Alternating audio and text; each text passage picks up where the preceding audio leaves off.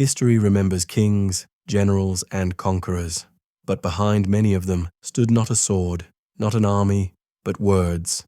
Words written by a man who never ruled a kingdom, never led a battle, and never wore a crown, yet shaped how power itself is understood.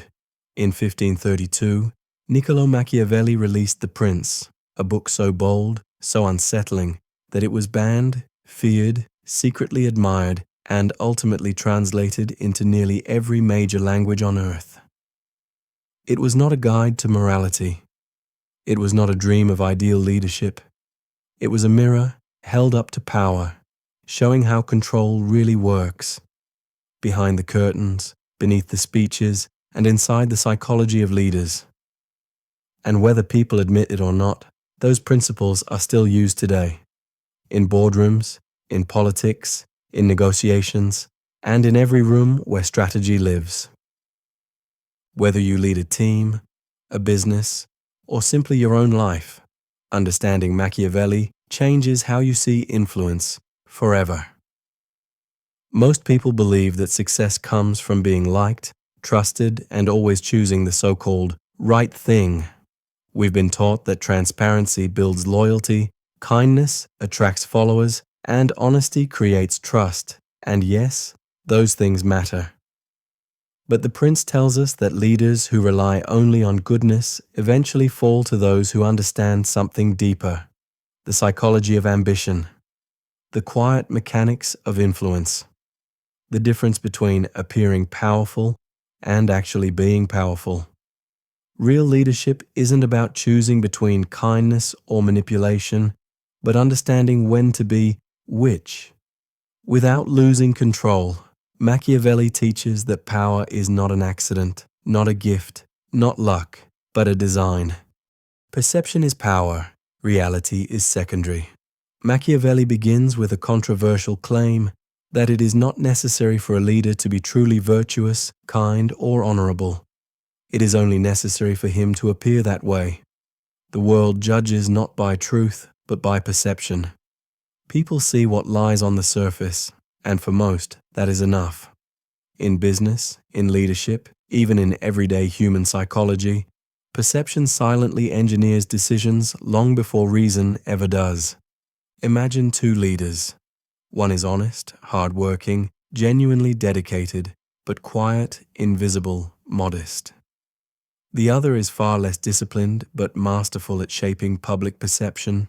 He speaks boldly, presents confidently, builds a presence, tells a compelling story, and people believe him, follow him, defend him. Who truly holds the power? Machiavelli already knew the answer centuries ago. He wrote that people do not examine the inner workings of a leader. They judge by appearances. They do not see intention, only presentation. That's not weakness, it's human nature. We are drawn to symbols, narratives, emotion, and confidence. This is why modern leaders invest heavily in branding, in storytelling, in public image, in carefully crafted communication, because perception creates opportunity, while truth is often filtered through the lens of belief. Machiavelli understood something deeply psychological. People want to believe in strong leaders. They want clarity, direction, and certainty. And whoever signals those traits is often trusted more than those who merely possess them. Leadership is not always earned by quiet competence. It is shaped by what people believe you represent. He argued that a ruler should learn to be a great pretender and dissembler, not because deception is inherently good, but because skillful management of perception is essential. The ability to control how you are seen is not manipulation, it is leadership. The same principle applies today. In negotiations, in corporate branding, in investor relations, even in personal reputation, the narrative shapes the outcome. What people think about you becomes more influential than what is objectively true. Machiavelli's first law of power is simple, unsettling, and timeless. People follow confidence, not correctness. They follow authority, not authenticity. And in the psychology of leadership, Perception is not just part of power, it is power. When kindness becomes weakness and cruelty becomes strategy, Machiavelli proposed something deeply uncomfortable, that excessive generosity, unchecked kindness, and limitless empathy can destroy leadership more effectively than scandal or betrayal ever will. Why? Because when kindness is given without discipline, it soon becomes an expectation. What was once generosity turns into entitlement, and when people begin to expect what was once considered a gift, its power is lost. He writes that a leader must always strive to be both loved and feared, but if he must choose, it is safer to be feared. Not because fear is intrinsically more powerful, but because love is conditional, fragile, and quick to move on when interests change. Fear, however, creates boundaries. It establishes structure. It ensures stability. But here's the twist. Machiavelli did not recommend cruelty. He never supported tyranny or pointless aggression. Instead, he believed in strategic discipline, control that is firm, consistent, and minimal. A calculated measure of authority applied only when necessary and never more. Imagine a leader who tries to solve every problem with kindness, forgiveness, and flexibility. At first, it looks noble, but over time, people begin to test limits. Deadlines loosen, standards weaken, reliability fades. Why? Because in human psychology, boundaries are far more respected when they are enforced, not just spoken.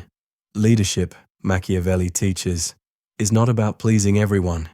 It is about preserving integrity so that everyone, whether a loyal friend or an opposing force, respects your position. The leader who allows chaos in the name of kindness is not kind, they are careless. And the leader who enforces order with purposeful discipline may appear harsh, but they protect value, structure, and loyalty. In modern business, you see this in teams that need direction, not just encouragement. Investors respect founders who are decisive, not just passionate.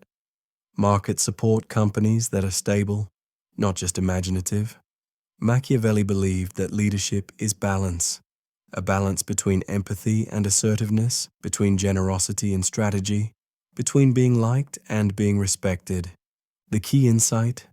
Machiavelli never argued that leaders should choose fear over love.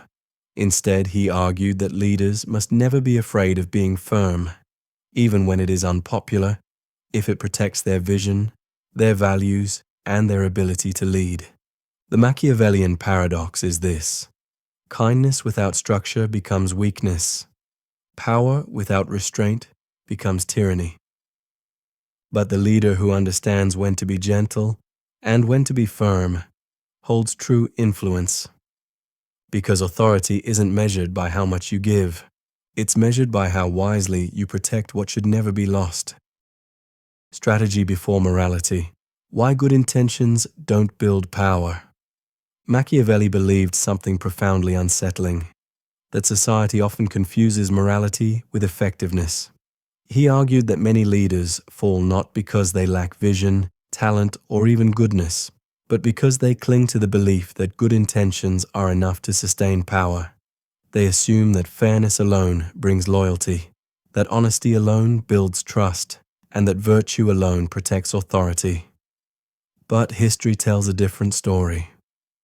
Those who succeed are not always the kindest nor the most honest, but often those who understand timing, psychology, and strategy. Those who study incentive, emotion, and perception. Those who understand that leadership isn't about being perfect, it's about being effective. Machiavelli warned rulers not to rely on idealism. In the actions of men, he wrote, we must look to results. He believed that humans judge outcomes more than intentions, consequences more than purity, and success more than personal righteousness. The leader who stays passive because a decision feels morally complex may gain temporary praise, but loses long-term influence. And in leadership, delayed action, often becomes permanent loss, but he also understood the danger of pure ruthlessness. Power that is taken without purpose crumbles quickly. Strategy without ethics becomes toxic. So, what did Machiavelli truly propose? He suggested that morality must be strategic, not abandoned.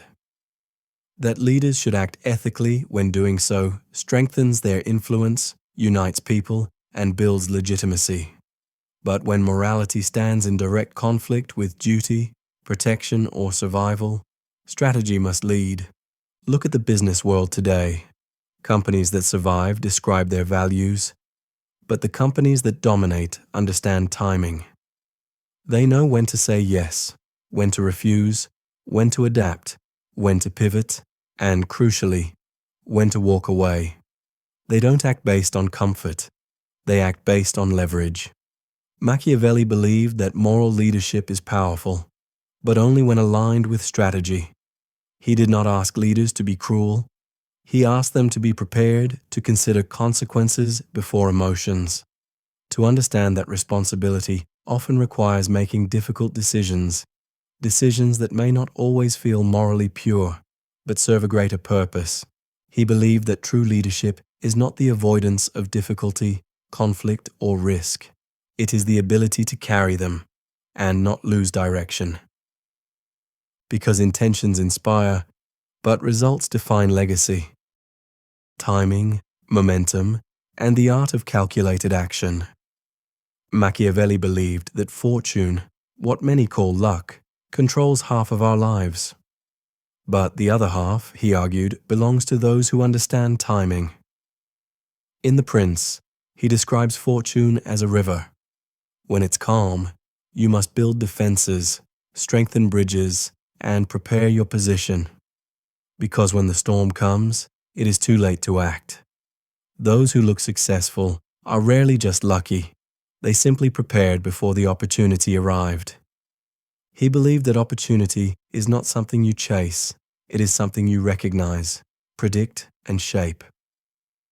Weak leaders wait for fortune to knock. Powerful leaders build the door, watch the horizon, and move the moment momentum begins.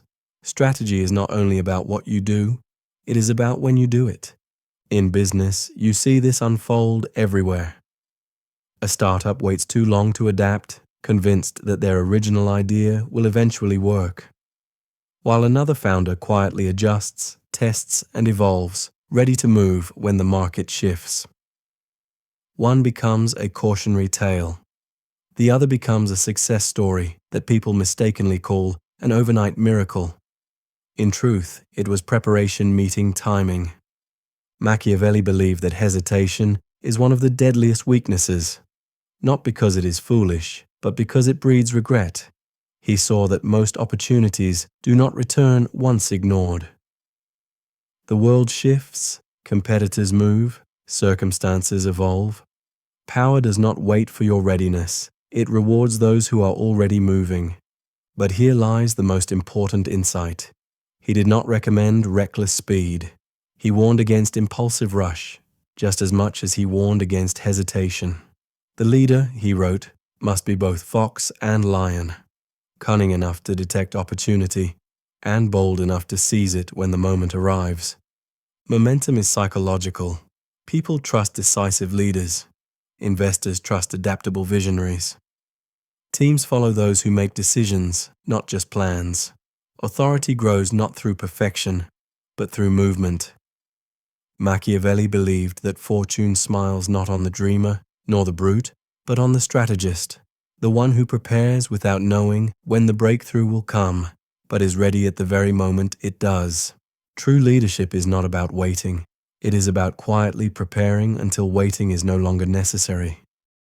Machiavelli didn't write The Prince to encourage manipulation or glorify ruthless power. He wrote it as a manual for those who wish to understand the world, not as it should be, but as it actually is.